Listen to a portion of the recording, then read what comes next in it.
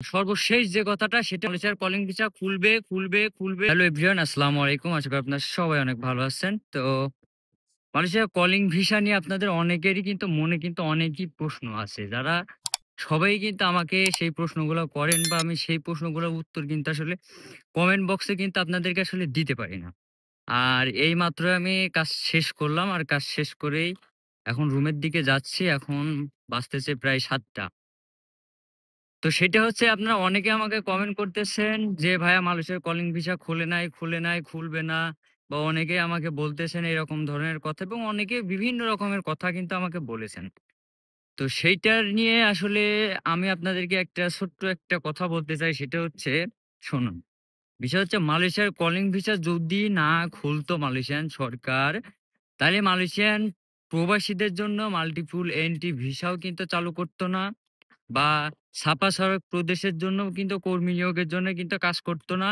আর সবচাইতে বড় যে ব্যাপারটা সেটা হচ্ছে যে মালয়েশিয়াতে কর্মী আনার জন্যে কিন্তু অ্যাপ্রুভাল এবং ডিমান্ড লেটার এগুলা কিন্তু অলরেডি কিন্তু আ মালয়েশিয়ার যে হাই কমিশন আছেন তারা কিন্তু বাংলাদেশের যেসব রিক্রুটিং এজেন্সি গুলো আছে, অর্থাৎ মালয়েশিয়ার নির্ধারিত যেসব রিক্রুটিং এজেন্সি গুলো আছে তাদের মাধ্যমে কিন্তু এই ডিমান্ড লেটার এবং অ্যাপ্রুভাল এগুলা কিন্তু মালয়েশিয়া কিন্তু পাঠাচ্ছে। এমনকি আমি যেই কোম্পানিতে কাজ করি, আমার এই কোম্পানি থেকেও কিন্তু আসলে লোক নেওয়ার জন্যে কিন্তু আমার কোম্পানির বসও কিন্তু আপনার হচ্ছে মা মালয়েশিয়ান ইমিগ্রেশনে কিন্তু আ আমার বস মালয়েশিয়ান ইমিগ্রেশনে কর্মী আনার জন্যে কিন্তু আসলে কাগজপাতি জমা দিয়েছে। তো আমি আমার বসকে আসলে জিজ্ঞাসা করছিলাম যে, আসলে বস কলিং ভিসা আসলে খুলবে নাকি বা বাংলাদেশ থেকে আসলে কর্মী আসবে নাকি? তো সেইটা নিয়ে আমার বস বলল, "বর্তমানে তো নেপাল থেকে লোক আসতেছে কিন্তু আমি নেপালের লোক সে নেবে না। তো আমার বস আসলে নেবে হচ্ছে বাংলাদেশী লোক।" সেই কারণে আসলে বাংলাদেশী লোক নেওয়ার জন্য কিন্তু আমার বসও কিন্তু কাগজপাতি জমা দিয়েছে। তো সেখান থেকে আরকি বুঝতে পারলাম এবং বিভিন্ন জায়গা থেকে নিউজ নিয়েছি এবং অনেক রিসার্চ করার পরেই কিন্তু আমি আমার এই যেই স্ক্রিনে যেই ভিডিওটা দেখতে পাচ্ছেন এই ভিডিওটা কিন্তু আমি দিছি। তো এইটা নিয়েই আপনাদের মনে অনেকেরই কথা, "আরে ভাই, বাংলাদেশে যত সিন্ডিকেট, যত সমস্যা, এমন সমস্যা ভাই বিশেষ করে প্রবাসীদের জন্যে, এমন সমস্যা অন্যান্য যেসব কান্ট্রি গুলো আছে, নেপাল বলেন, ইন্ডিয়া বলেন, ইন্দোনেশিয়া বলেন এবং মধ্যপ্রাচ্যের যেসব দেশগুলো আছে সেসব দেশে কিন্তু এমন কিন্তু সমস্যা হয় না। যত সমস্যা বাংলাদেশের। কেন? বাংলাদেশে একজন কর্মীকে মালয়েশিয়া হোক বা অন্যান্য প্রদেশে হোক, আসতে হলে মালয়েশিয়াতে একজন বাংলাদেশীর খরচ হয় ৫.৫ থেকে ৳৫.৫ লক্ষ। কিন্তু অন্যান্য দেশের তুলনায় বাংলাদেশে সর্বোচ্চ বেশি।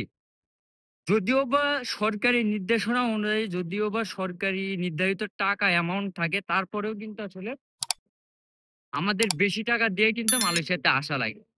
আর যেসব বাইরের সদস্য, যেসব এজেন্সি যারা আছে তারা আসলে টাকা খাওয়ার জন্যে বা টাকা বেশি করে নেওয়ার জন্যে তারা কিন্তু এই কাজগুলো আসলে করতেছে। এবং আপনারা অনেকে আবার আমাকে কমেন্ট করতে পারেন যে, "ভাই আপনার বাইরের সদস্য বা এজেন্সির নামে এমন খারাপ কথা বলছেন কেন?"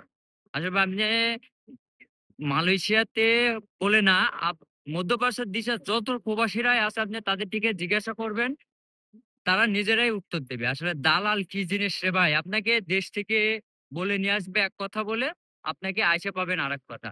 সেই কারণে আমি আপনাদেরকে বলব যে অবশ্যই আপনারা মালয়েশিয়া হোক বা বিভিন্ন যেকোনো কান্ট্রিতেই আসেন, যেকোনো কান্ট্রিতেই আসেন বা যেকোনো কোম্পানিতে আসেন মালয়েশিয়াতে, অবশ্যই সেই কোম্পানিটার বেতন কেমন, কত ঘন্টার ডিউটি, কি সুযোগ সুবিধা এবং কোথায় অবস্থিত, আদৌ কি সেই কোম্পানিটা আছে নাকি? এই সকল ডিটেইলস আপনারা দেখে শুনে বিস্তারিত নিয়ে তারপরে আপনারা কিন্তু পাসপোর্ট বই জমা দিবেন। আর একটা কথা হচ্ছে হুটহাট করে আপনারা পাসপোর্ট বই জমা দিয়ে যেকোনো দালালের কাছে কোন কোম্পানি দেবে এইটার আপনার ধারণা নাই এবং আপনি কোন ভিসাতে আসতেছেন সেটারও আপনার ধারণা, এই কাজগুলা যেন আপনারা করবেন না। আর সবচাইতে বড় কথা হচ্ছে সেটা হচ্ছে আপনার মালয়েশিয়াতে আসার আগে অবশ্যই আপনারা মালয়েশিয়ান ভাষাটা অবশ্যই শিখে তারপরে মালয়েশিয়াতে আসবেন। এই ভাষাটা যদি ভাই আপনি জানেন, তাইলে কিন্তু আপনি মালয়েশিয়াতে অনেক উপকার করতে পারবেন। আর সর্বশেষ যে কথাটা সেটা হচ্ছে যে মালয়েশিয়ার কলিং ভিসা খুলবে।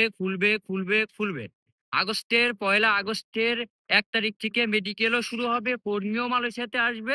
আর মালয়েশিয়াতে যারা আমার কমেন্ট করতেছেন খুলবে না বা মিথ্যা নিউজ এমনভাবে যারা কমেন্ট করতেছেন তাদেরকে বলব আপনারা আগস্ট পর্যন্ত ধৈর্য ধরে তারপর আমাকে এই কথাগুলো বলবেন। তো ব্যাস